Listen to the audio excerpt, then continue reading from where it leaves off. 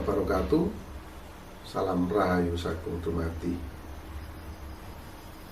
Sahabat Kitungno Pamungkas dimanapun Anda berada, syukur kita panjatkan kehadirat Allah Subhanahu wa Ta'ala yang telah memberikan kita nikmat yang luar biasa, yaitu nikmat sehat. Dengan nikmat sehat kita bisa terus beraktivitas sesuai dengan profesi dan bidang kerja kita masing-masing. Semoga teman-teman selalu sehat, dimudahkan segala urusan, dilancarkan rezeki, dan selalu dalam lindungan Allah Subhanahu wa Ta'ala, Tuhan yang Maha Esa.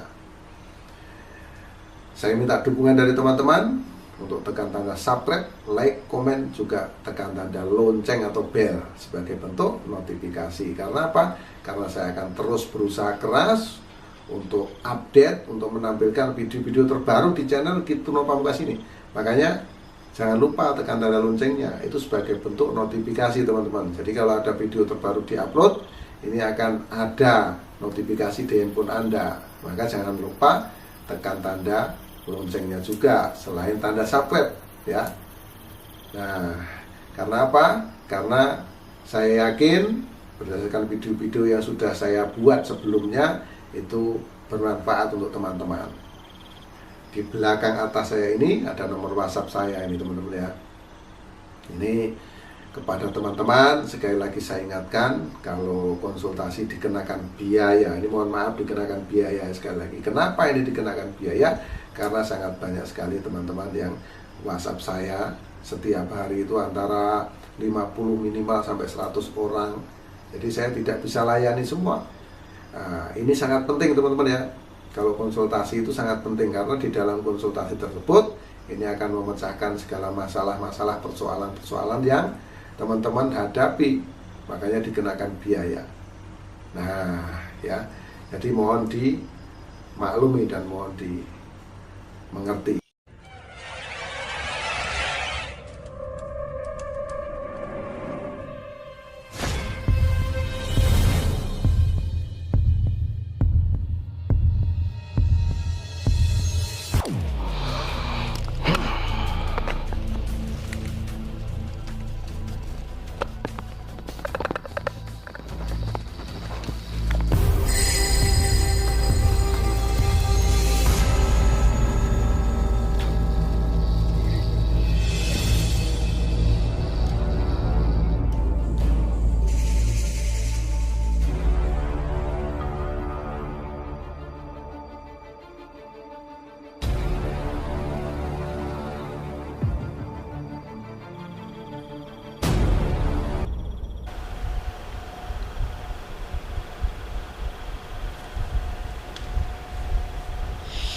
Bicara tentang pengasihan, banyak sekali sarana-sarana yang bisa digunakan sebagai daya pemikat, baik memikat lawan jenis maupun memikat sesama jenis.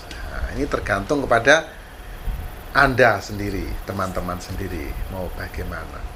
Bukan berarti kalau memikat sesama jenis itu akan berbuat yang tidak baik. Misalnya kita menjaring partner ya, partner bisnis ya kan. Itu kan tidak harus lawan jenis ya. Semua orang harus memandang kita, semua orang harus tertuju kepada kita pandangannya. Karena ini sangat penting. Pengasihan itu sangat penting, bukan berarti pengasihan itu harus kita melet orang dan orang itu suka dengan kita dan berhubungan asmara. Itu tidak seperti itu teman-teman. Jadi di era yang modern ini pengasihan itu memang sangat-sangat dibutuhkan. Seorang salesman atau seorang sales girl misalnya ya, menjual produk, ya kan kita perlu disenangin orang. Bawaan kita ini harus disenangin orang agar orang melihat kita itu senang. Akhirnya orang tersebut karena dia merasa senang dan nyaman dengan kita, maka orang tersebut akan membeli produk yang kita jual. Nah, itu jadi kita tuh mengambil sesuatu tuh utamakan dari sudut pandang yang positif. Nah, Nah, kalau kita bicara tentang pengasihan atau ilmu pelet, banyak sekali. Pertama, ya ada orang yang menggunakan dengan cara pasang susuk, ya, sehingga mampu untuk mempengaruhi orang lain karena badan kita ini masukin suatu benda dan benda tersebut bisa memancarkan energi pada orang tersebut. Itu dengan cara susuk. Yang kedua dengan cara buka aura. Nah, kalau susuk ini kan kita dimasukin oleh benda lain dari luar kita, misalnya intan, berlian atau emas dan lain-lain.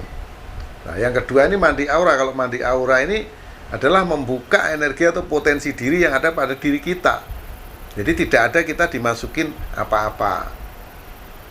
Ya, aura energi yang ada, yang tersimpan di dalam diri kita itu dibuka, dikeluarkan sehingga terpancar dan membuat orang lain terpesona melihat kita. Nah, itu mandi aura atau buka aura. Yang ketiga, pakai pengasihan mustika kantil. Itu ada satu bendanya. Bendanya seperti apa di video sebelum-sebelumnya itu sudah pernah saya sampaikan. Ini juga bisa untuk pemikat atau untuk pelet ya, mustika kantil. Nah ini bendanya cukup disimpan, dipegang dan dirawat. Yang ketiga, yang keempat adalah pakai pusaka atau keris semar mesem. Nah ini ngetren nih keris semar mesem ya. Pakai keris semar mesem ini juga mampu untuk memelet atau memikat kita, baik itu sesama jenis maupun lawan jenis. Itu tergantung pada diri kita masing-masing sekali lagi ya.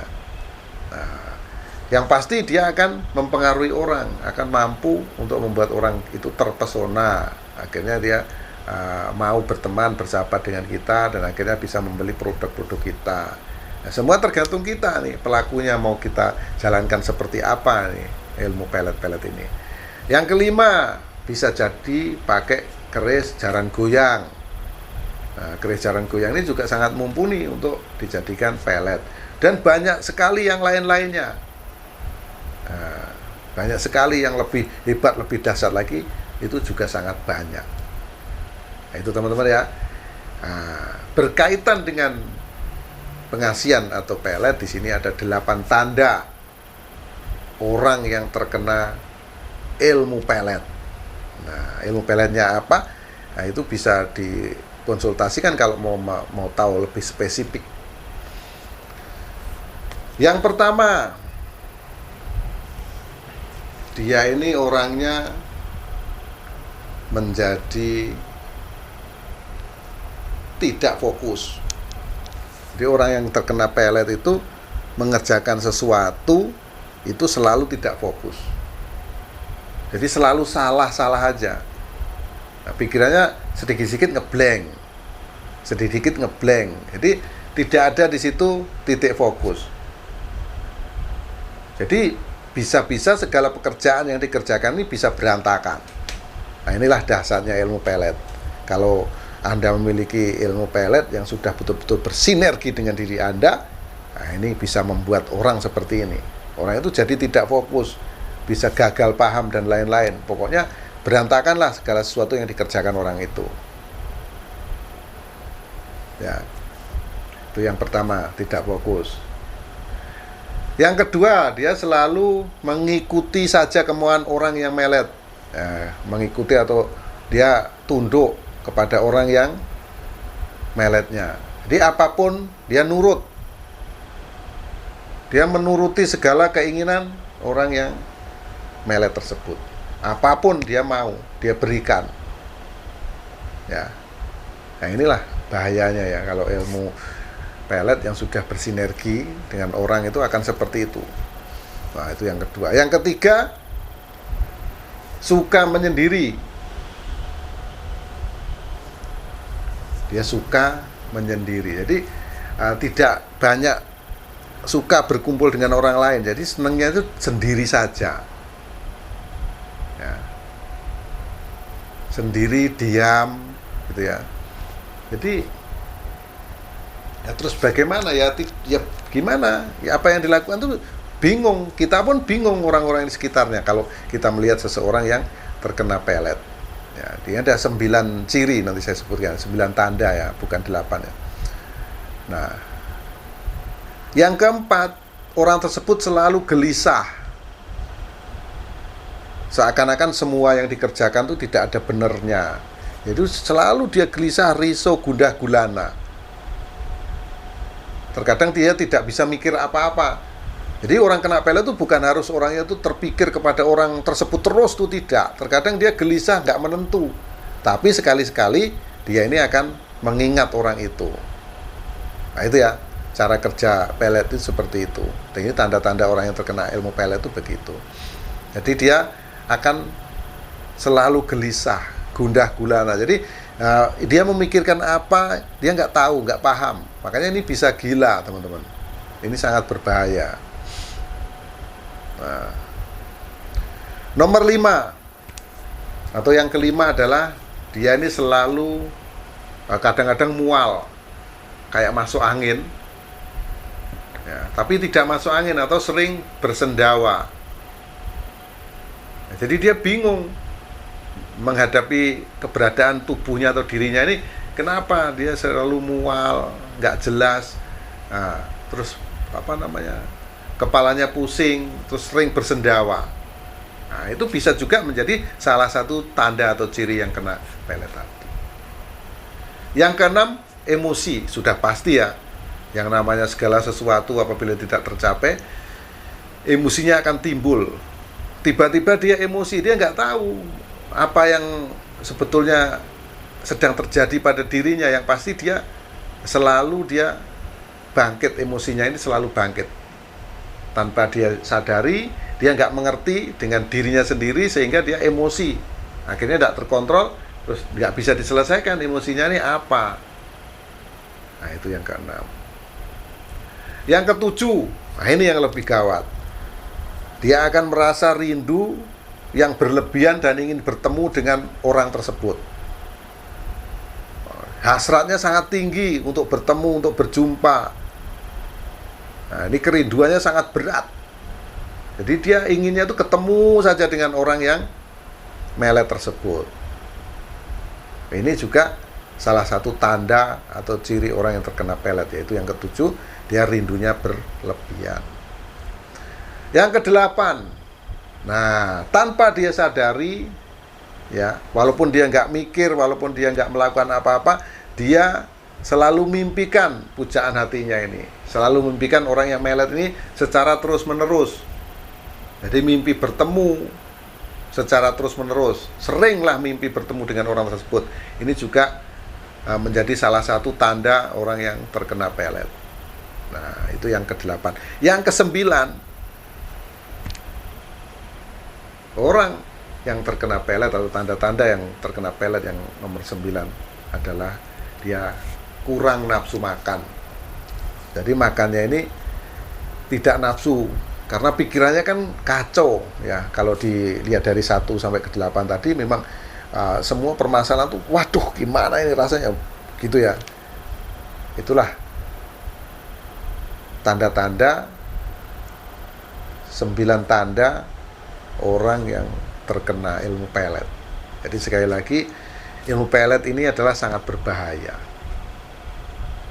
Kalau Anda mahar pusaka dari saya ya, apapun bentuknya yang berkaitan dengan ilmu pelet, ini kalau betul-betul pusaka tersebut sudah bersinergi dengan Anda, ini akan sangat berbahaya kepada target atau sangat fatal akibatnya. Jadi teman-teman harus bijak menggunakannya. Ya, gunakan untuk sarana kebaikan-kebaikan. Apa? Mana bisa ilmu pelet kok digunakan untuk kebaikan? Ya bisa. Untuk menambah pertemanan, persahabatan, banyak kawan. Ini kan penting. Karena kalau kita banyak kawan, kita bisa bisnis dan lain-lain. Karena apa? Karena ya manusia adalah makhluk yang sosial. Tentunya harus banyak bersosialisasi. Itulah sahabat Kitro Pamungkas dimanapun Anda berada, 9 tanda orang yang terkena pelet. Semoga bermanfaat untuk kita semua.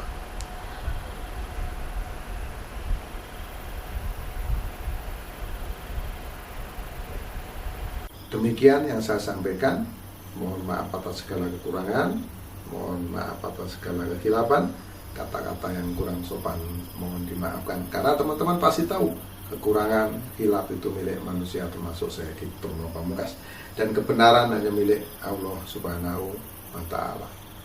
Akhirul salam, wabillahi taufiq wal hidayah. Wassalamualaikum warahmatullahi wabarakatuh. Salam rahayu sagung dumadi, salam persahabatan sedunia dari saya, Purno Pamungkas.